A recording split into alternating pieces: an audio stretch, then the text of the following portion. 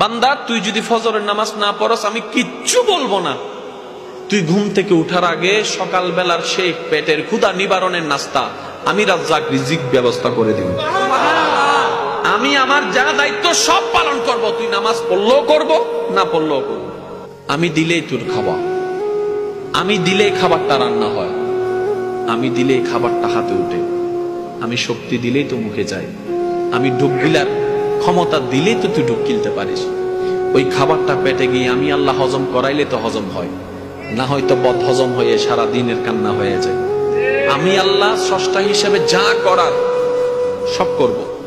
তবে আমি তোকে নতুন করে বলবো না নামাজ পড়, আমি তোকে বলবো না সুদ খাইস না, আমি তোকে বলবো না বউ পিটিস না, আমি তোকে বলবো না যৌতুকের জন্য অত্যাচার করিস না, আমি তোকে কিচ্ছুই বলবো না ওর জায়গা দখল করিস না, আমি তোকে কিচ্ছু বলবো না তুই যখন আমার চোখের সামনে অন্য জায়গা দখল করে তুই যখন দেওয়াল তুলবি আমি তখনও দেখে কিচ্ছু বলবো না। তুই বিয়ের আগে অবৈধ সম্পর্ক কর আমি দেখবো, তারপর কিচ্ছু বলবো না। তবে তুই যদি বুদ্ধিমান হস, ভুল করলো তোর জন্য একটা সুযোগ দিচ্ছি। আল্লাহ কি সুযোগ? তওবা করে আসতে করে আমার কাছে নাফসি আমার কাছে ফিরে চলে আয়। এতটুক সুযোগ আমি তোকে দিচ্ছি। আল্লাহ কতদিন পর্যন্ত? সেই সময় বলে যে মৃত্যুর আগ পর্যন্ত। আল্লাহ 24 ঘন্টায় কোন টাইমে? ওই যে কোনো টাইম। তুই সকাল 10টা বাজে করলো আমাকে পাবি, 1টা বাজে করলো আমাকে পাবি, 2টায় ডাক দিল আমাকে পাবি, 5টায় ডাক দিল আমাকে পাবি। রাতের গভীরে সবাই যখন ঘুমিয়ে থাকে তখনও যদি তুই আমাকে একবার আল্লাহ বলে ডাক দিস, ফাজকুরুনি আযকুরুকুম আয়াতের ছায়া তলে আমি আল্লাহ তোকে তখনও সাড়া দিব। বলেন সুবহানাল্লাহ। তোর সব দায়িত্ব আমি নিলাম। সুবহানাল্লাহ বলুন। আমি কি কষ্ট দিয়ে দিচ্ছি? বান্দা আমি কিচ্ছু বলবো না, ফেরেশতাও পাঠাবো না, তোকে ডাকও দিব না। তুই ভুল করলে তো মা বাপ ডাক দেয়, আমি সেটাও দিব না। আল্লাহ তা আমি যদি নামাজের কথা ভুলে যাই, যে ব্যস্ত থাকি, ঘরের বউ একটা জিনিস আনতে বলছে মাঝে মধ্যে এটাও মনে থাকে না। কথা বলেন না রে ভাই।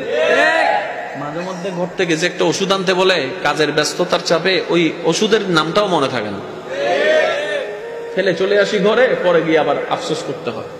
আল্লাহ আমি যে 5 ওয়াক্ত নামাজের কথা যদি ভুলে যাই আমার কি দোষ?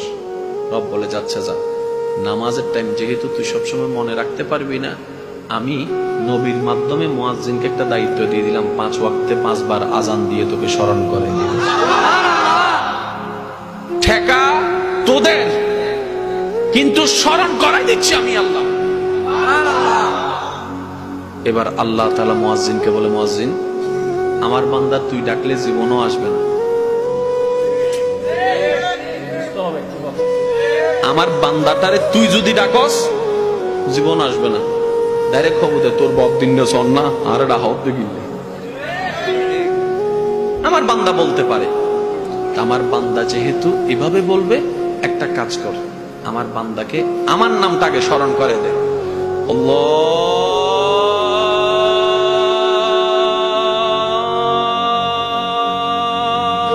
আকবার,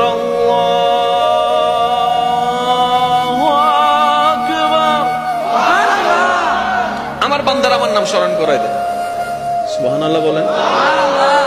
আমার বান্দা যখন তোর মুখে শুনবে আমি রবের নামটা, তখন সে তার অন্তর কেঁপে উঠবে, যার জমিনে থাকি তার পক্ষ থেকে ডাক এসেছে। সুবহানাল্লাহ।